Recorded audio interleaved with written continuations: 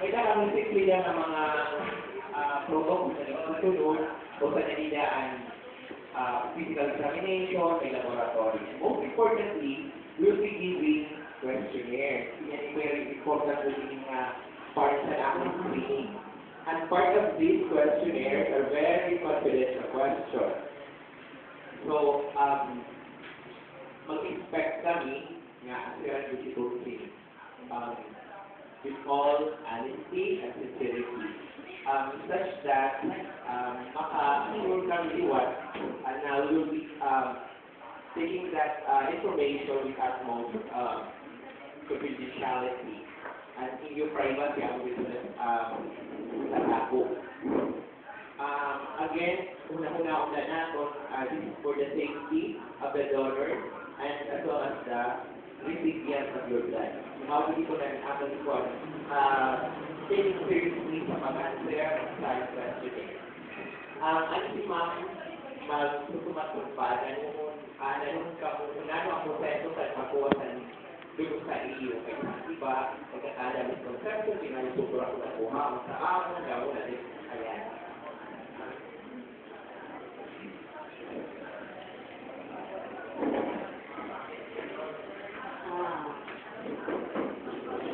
Good morning. Magtatagalog na lang. Bisaya, okay na walay? And nagkalpayo, the City Health Office Mass Blood Donation Composite Team.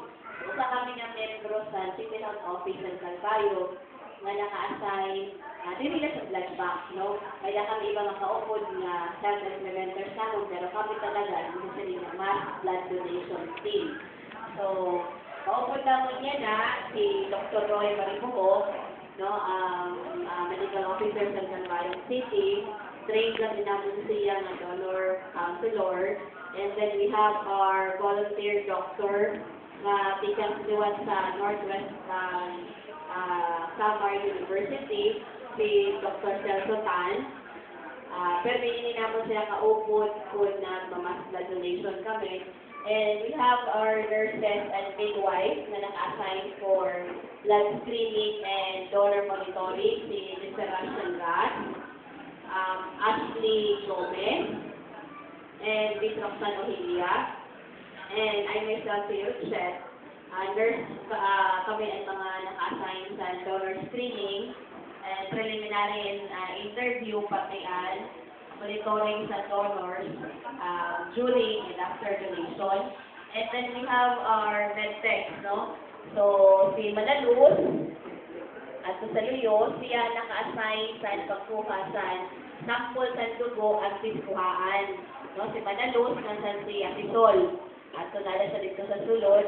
And then, ang aton mga vampira, no? Para pagkuha na sa dugo, si Nora, at sa Luyo, si Mapearl, si Perla, si Anapi, and si Donabel. No? Sila ang naka-assign sa panguha sa dugo. So, kami naton tawag na Mass Blood Donation Team sa Calvario City. So, if behalf liwat sa namon City Health Officer, si Dr. Silvia Guzman, thankful kami na gitara kami din sa aton grupo inspired na tula kami sa Calvario, kung isa na nagpuntang naman karay kuman sa Katbalogan. Pero ang Katbalogan kay covered man before sa Red Cross, pero di ko sila nga entirely Red Cross lang nakasin kayo. Usually, hindi ka kanisan Red Cross, Philippine Army man lang. So, hopefully, with this first time na natin naman sa Calvario, ang Katbalogan, in-start kayo siya sa pagkinuro kasi hinapon, wala kami problema. So, anay naman, tigakit anay san, labot na dito sila ni Dr. proseso sa pagkuha ng dugo. Correct naman ipahangtang anay sa iyo kung nanon dito sila natin nga National Voluntary Blood Services Program. Dili na sa Calvario kundi sa COH. No? Kaya dili magudlakan sa Calvario maharani. Labi pa nga lang sa Calvario. Labi pa niyo mga pasyente, pwede nga din him-admit, pwede duwat na dito sa Tacloban, sa Masirikam.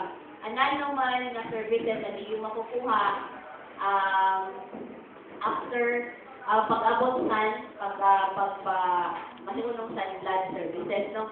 So the National Voluntary Blood Services Program is a program of the DOH, so the Republic of the Philippines, nga may ilagin titindugan nga balaod, no? Ini nga balaod yung tindog o ginhimo para undangon ang commercial blood banking sa Pilipinas. Di ba sa ito uso ang pamalit sa dugo? Ang problema ta, kung commercial blood banking kay, siyempre, ang ibang negosyante, ang ira mangudla puyo is makakakta, waray sila labot ko na ira gikukuhaan dugo, may mga sakit waray.